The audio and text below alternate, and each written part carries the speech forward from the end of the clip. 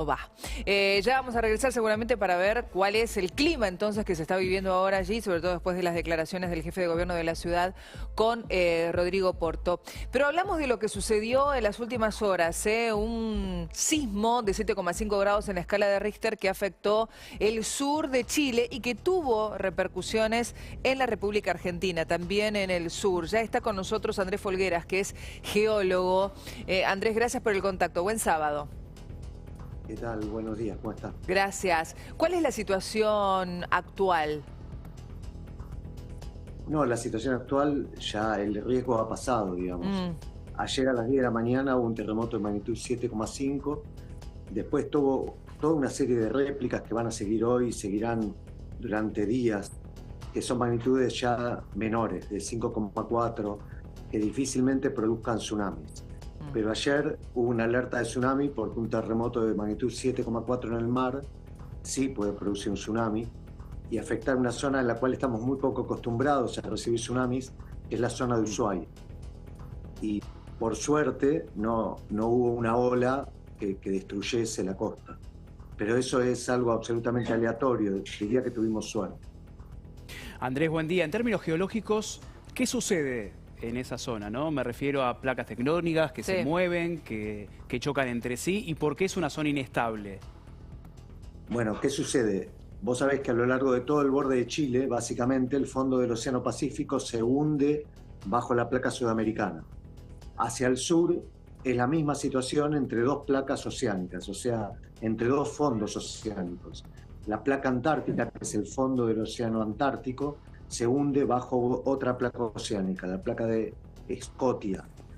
Y este proceso produce sismos de la misma manera que en Chile. Ahora, la novedad es que ese tipo de sismos afectan a nuestro territorio, porque en general los otros afectan al territorio chileno, básicamente. En cambio, la posibilidad de un sismo en la zona de contacto entre la placa antártica y Scotia producen sismos que damnifican Tierra del Fuego. Ahora, la información que nosotros manejábamos es que esas repercusiones del sismo en Chile se sintieron, como vos decías, en Ushuaia, en Puerto Almanza específicamente, ¿no? ¿Qué características tiene esa zona para que sintiera lo que sucedió en el sur de Chile? Cercanía. Solo la cercanía. Exactamente. El sur de Tierra del Fuego, en los alrededores de Ushuaia, fue la zona más cercana al terremoto ayer. O sea, es la zona en la cual la alarma y la alerta tendría que haber sido más clara y más intensa. La alerta fue muy efectiva en territorio chileno, pero en realidad todos esos puntos en la costa eran lejanos en comparación a Tierra del Fuego. Tierra del Fuego estaba apenas a 200 kilómetros del sitio. Y en esos 200 kilómetros de distancia del epicentro, Andrés, ¿cuán importante es la geología de la zona de Tierra del Fuego del lado, lógicamente, de la Argentina, ¿no? Estamos preocupados por Ushuaia, lógicamente, porque es parte de nuestro país. Claro. Pero ¿cómo es la composición de islas que podría impedir incluso una ola gigante o un tsunami? Bueno, la pregunta es muy buena. Digamos, cuando se genera un sismo en el mar, se produce una onda, es un tsunami, que avanza a 800 kilómetros por hora. Si la costa es abierta, como gran parte de la costa de Chile, el tsunami llega directamente a la costa. Ahora, si hay obstáculos como estas islas que están al sur de Ushuaia, como la isla Navarino, pueden pasar dos cosas. Una es el escenario que vos estás indicando, que las islas funcionen como barreras a la propagación de la onda, que probablemente es lo que pasó ayer. Ahora, no es tan lineal. Muchas veces las ondas lo que hacen es rebotar entre las islas o pasar entre estrechos entre islas y acentuarse la onda. Vos sabés que cuando vos tirás una piedra en un estanque, la onda empieza a rebotar. Lo mismo pasa con los tsunamis. Los tsunamis pueden rebotar de isla a isla y se puede acentuar la energía que produzca destrucción. Entonces, lo de ayer fue un problema con suerte. Podría haber funcionado de una manera, atenuando la onda sísmica, o podría haberse acentuado la ola y podría haber sido mucho más destructivo. Claro, no se sabe hasta que se empieza a generar, digamos, no se puede hacer nada preventivamente, Andrés, es lo que vos decías. Sí, se puede hacer algo preventivo. Lo que se puede hacer preventivo es abandonar la zona costanera. Cuando hay una alerta de tsunami, como pasó ayer en Chile, se abandonan 10 metros de altura respecto a la zona costanera, que es el máximo tsunami que se puede generar por estos procesos. Se hace en forma preventiva, pero eso salva muchas vidas.